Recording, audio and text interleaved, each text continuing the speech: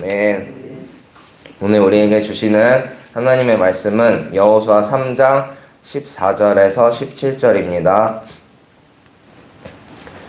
여호수아 3장 14절에서 17절의 말씀 구약 323쪽쯤에 있습니다.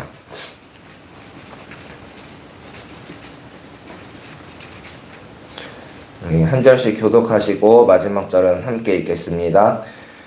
백성이 요단을 건너려고 자기들의 장막을 떠날 때 제사장들은 언약궤를 메고 백성 앞에서 나아가니라.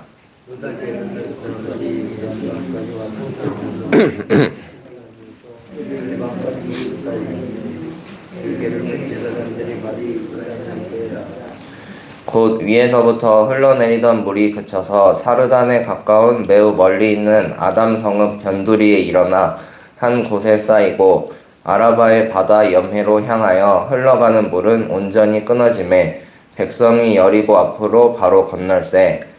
여호와의 언약궤를 맨 제사장들은 요단 가운데 마른 땅에 굳게 섰고 그 모든 백성이 요단을 건너기를 마칠 때까지 모든 이스라엘은 그 마른 땅으로 건너갔더라. 아멘.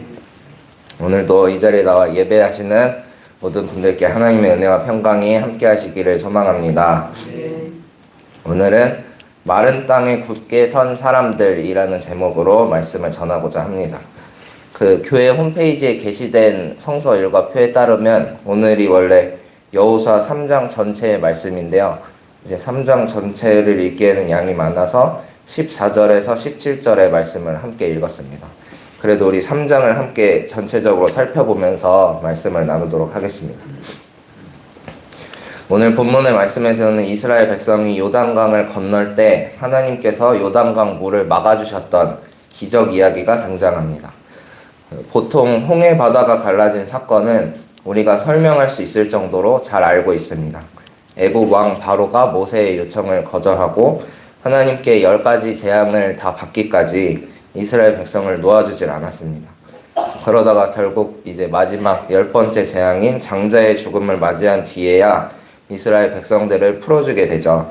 그러고 나서도 맞듣지 않았던 바로는 군사들을 이끌고 이스라엘 백성들을 치기 위해 뒤따릅니다.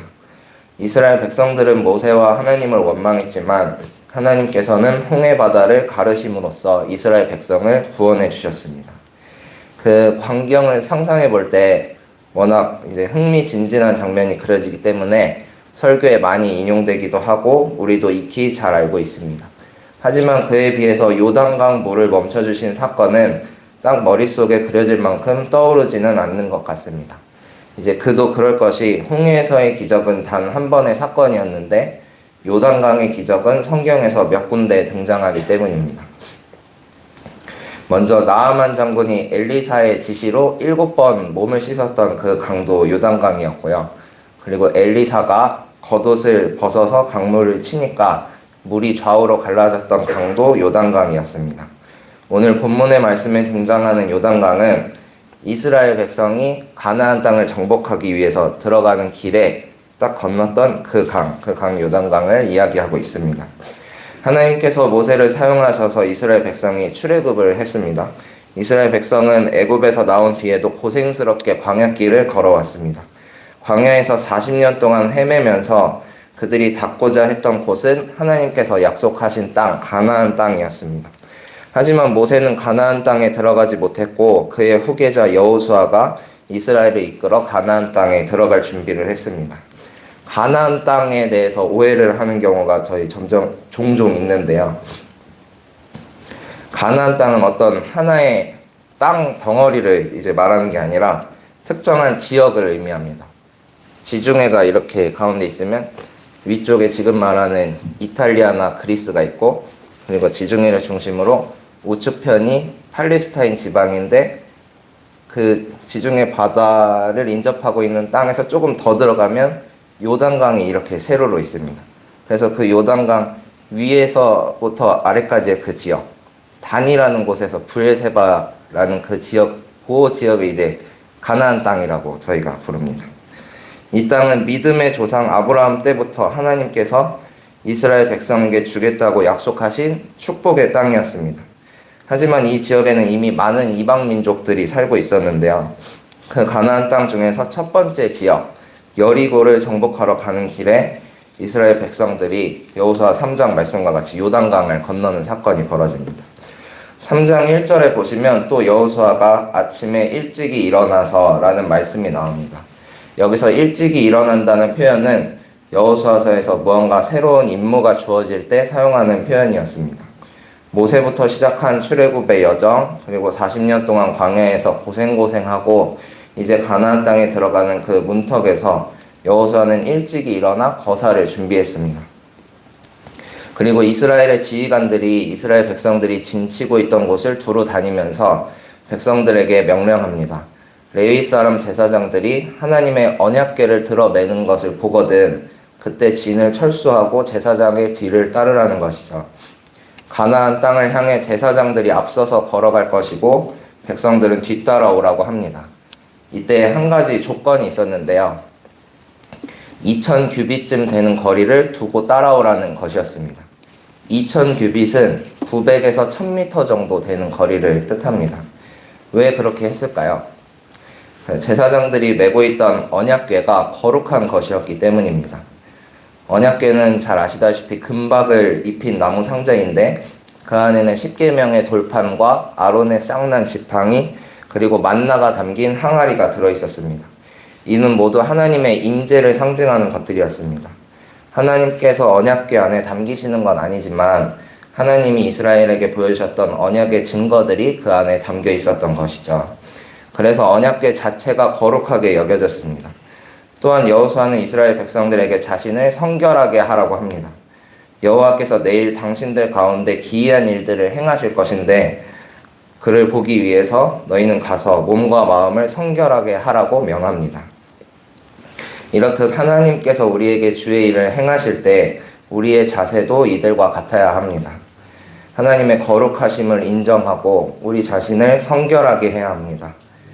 옛날에는 이제 강대상에도 쉽게 못 올라가고 교회를 올 때는 슬리퍼 신고 오면 아주 혼나고 그래서 꼭 양말 신고 나가야 되고 뭐 그랬던 적이 있었는데요. 지금은 편의를 위해서 그런 것들을 심하게 제지하지는 않습니다. 그래도 때로는 그런 노력도 필요하다고 생각합니다. 강대상에 쉽게 발을 올려놓지 않음으로써 이제 강대상은 하나님의 말씀을 전하는 구별된 장소라는 인식을 갖게 되고요. 또 교회에 올 때는 양말 신고 복장을 잘 갖추고 옴으로써 이제 교회에 오는 것은 그렇게 구별된 일이구나, 또 하나님 앞에 나오는 것은 중요한 일이구나 하는 것을 저희가 깨닫기도 합니다. 이런 작은 노력들을 통해서 하나님의 거룩하심을 인정하고 우리 자신을 성결하게 하기를 원합니다. 그것이 곧 우리가 거룩하신 주님 앞에 서는 마땅한 태도인 줄로 믿습니다. 여호수아의 명령을 따라 언약궤를 맨 제사장들이 앞서 걸어가고 백성들이 2000규빗쯤 떨어져서 걸어왔습니다. 여호수아는 요단강 앞에서 백성들에게 한 가지 명령을 더 내립니다. 12절의 말씀인데요. 이스라엘 지파 중에서 각 지파에 한 사람씩 12명을 택하라고 말합니다. 홍해를 갈라주셨던 여호와 하나님께서 이제 요단강도 갈라주실 터인데 이를 기념하기 위해 12명을 세우라고 한 것입니다. 이들은 후에 여호수아 4장에서 12개의 돌을 세우고 이 일을 기념하는 일을 맡게 됩니다. 이제 이스라엘 백성은 요단강을 건널 모든 준비를 마쳤습니다. 먼저 여호수아와 백성들이 일찍이 일어나서 요단으로 떠날 채비를 했고요. 또 레위 사람 제사장들을 앞세워서 언약궤를 매도록 하고 뒤따라 이스라엘 백성들이 행군하였죠. 그리고 이내 요단강 앞에 도착한 그들은 12명을 택해 이를 기념하기 위한 준비까지 모두 다 마쳤습니다. 이제 정말로 요단강을 건널 일만 남은 것입니다. 하나님께서 보여주실 기적을 체험할 준비가 모두 끝난 것입니다. 14절에서 드디어 이스라엘 백성들이 요단강을 건넙니다. 언약궤를 맨 제사장들이 백성 앞에 나아가니 흐르던 물이 멈췄습니다. 요단강은 때때로 수위가 낮을 때도 있었지만 이들이 요단강을 건널 때는 결코 수위가 낮지 않았다고 합니다. 요단강 물이 멈춰선 기적이 홍해가 갈라진 기적에 결코 뒤지지 않는 놀라운 일이었다는 사실을 15절이 증명하고 있는데요. 15절에 보시면 곡식 거두는 시기에는 항상 언덕에 넘치더라 라고 표현이 되어 있습니다. 이들이 요단강을 건널 때는 곡식을 거두는 시기였습니다. 이때는 추수 기간이어서 언덕 위, 제방까지 물이 가득 차오르는 시기였습니다. 따라서 그 많은 백성이 안전하게 강을 건널 수 없는 상황에 하나님께서는 요단강의 물을 멈추어 주신 것입니다. 흘러가는 물줄기가 완전히 끊어졌고 온 이스라엘 백성이 마른 땅을 밟고 요단강 건너편으로 걸어갔습니다. 백성들이 요단강을 다 건널 때까지 언약궤를 맨 제사장들은 요단강 가운데 마른 땅에 굳게 서 있었습니다. 이렇듯 굳게 서 있는 사람들이 필요합니다. 하나님께서는 당신의 백성들과 언약을 지키시기 위해 요단강 물을 멈추는 기적도 서슴지 않고 행하시죠. 하지만 그 일은 하나님께서 혼자 뚝딱하고 행하지 않으십니다. 언약궤를 맨 제사장들이 요단강에 발을 담그니까 기적이 이루어졌습니다. 그들의 순종으로 요단강 물이 반으로 갈라졌고 그들이 마른 땅에 굳게 서 있었기 때문에 이스라엘 백성들이 끝까지 요단강을 안전하게 건널 수가 있었습니다. 마른 땅에 굳게 선 사람들, 우리가 그들과 같이 되기를 원합니다. 우리 정릉감리교회는 내년이면 이제 70주년을 맞이합니다. 담임 목사님께서 70주년에 이런 일을 했으면 좋겠다고 하신 말씀 중에 하나가 70개의 돌을 세워서 기념사업을 하자, 이 말씀을 하셨었는데요. 이를 위해서 교우분들께 기념사업 제안서를 받고 또 검토하여 준비 중에 있습니다. 그 12개의 돌이 바로 오늘 말씀 중에 나온 그 12개의 돌입니다. 12명을 세워서 이제 기념했던 그 돌입니다. 이스라엘 백성이 출애굽 후에 40년 광야 생활을 하면서 고생했던 것처럼 이 정릉감리교회도 70년 동안 세워지기까지 얼마나 많은 요단강을 건넜을지 한번 생각해 봅니다. 그리고 얼마나 많은 시련과 아픔이 있었을까 하는 생각도 듭니다. 우리는 아마 계속해서 또 다른 모습의 요단강을 건너야 할 것입니다.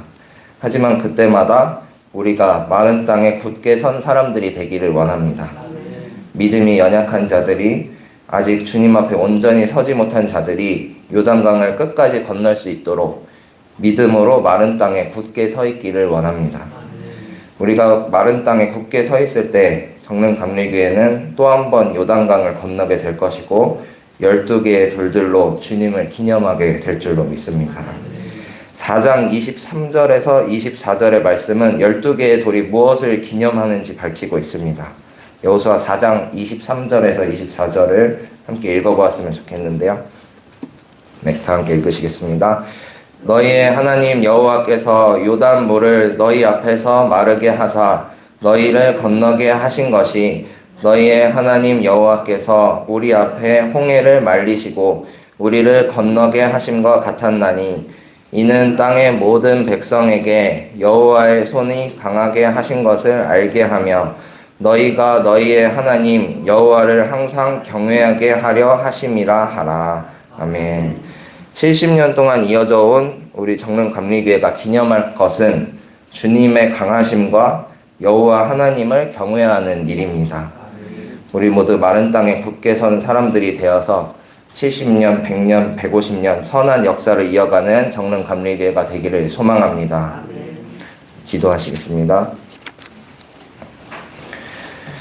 하나님 아버지 감사합니다. 이스라엘 백성들이 요단강을 건넜습니다. 요단강을 건너는 데에는 마른 땅에 굳게 선 사람들이 있었습니다. 정릉감리교회가 이제 내년이면 70주년을 맞이합니다. 우리를 위해 성령의 임재를 약속하시고 다시 오심을 약속하신 주님, 우리가 그 약속이 이루어지기까지 요단강을 건너고 또 요단강을 건너길 원합니다. 먼저 된 자들이 마른 땅에 굳게 선 사람들이 되게 하여 주시옵소서. 주님께서 주의 일을 행하실 때 저희를 통하여 일하여 주시옵소서. 그리하여 주님의 강하심을 드러내고 영원토록 여호와를 경외하는 정릉감리교회가 되게 하여 주시옵소서. 이틀 뒤면 이제 담임 목사님이 귀국하십니다. 마지막 비행 일정과 건강 모두 지켜주시고 기쁜 모습으로 다시 만나게 하여 주시옵소서. 담임 목사님께 성령의 은혜를 덧입혀 주셔서 하반기 남은 사역 잘 감당하게 하여 주시고 저희도 기쁨으로 동참하여 선을 이루는 교회 되게 하여 주시옵소서. 각 가정, 이웃 그리고 온 세계의 크고 작은 문제들로 떠들썩합니다. 70년 동안 부어주신 주님의 은혜가 우리들만의 잔치로 끝나지 않기를 원합니다. 주신 은혜를 나누는 교회 되게 하여 주시고 소외된 자, 병든 자, 가난한 자에게 손 내미는 교회 되게 하여 주시옵소서. 이제 오늘은 월요일입니다. 한 주간을 살아낼 때 힘찬 발걸음 허락하여 주시고 주와 동행하는 한 주간 되게 하여 주시옵소서. 이 시간 귀한 예물 주님 앞에 드린 손길이 있습니다. 주님께서 기쁘게 받아 주시옵소서. 살아계신 예수님의 이름으로 기도드립니다. 아멘.